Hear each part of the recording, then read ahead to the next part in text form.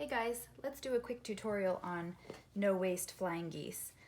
You will need one large square and 4 smaller squares. Draw a line down the center of each of the smaller squares. Then you're going to line up 2 of them on your large square diagonally so that line that you drew goes straight through. I always pin mine just to be safe.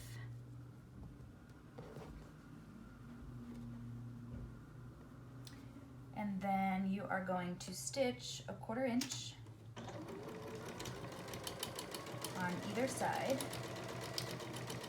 I don't think that I've ever sewn standing up before. This is a first for me.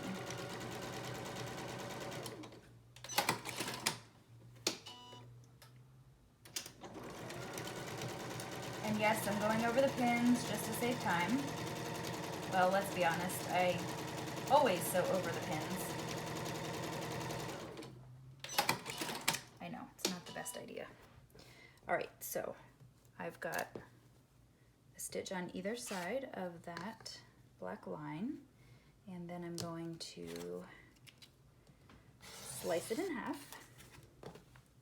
And then I'm going to press these open. You can press them back this way. I prefer to press mine open.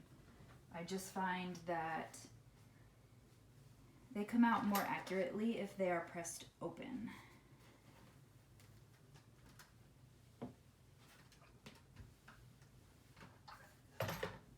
This is what it looks like, and you'll do that with both units. For the sake of time, I'm only going to do one today. And then you want to place your other squares on each block and do the same thing. Pin mine into place, stitch a 1/4 inch on each side of that black line.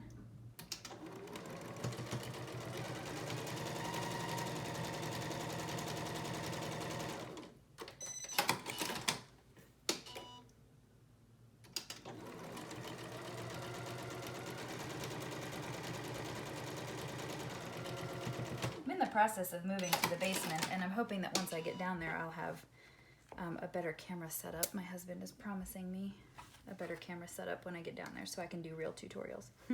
Anyways, again, you're gonna slice on that black line that you drew, and this is gonna give you 2 flying geese units. So I will go ahead and press this side open, and then I'll square them up to the size needed.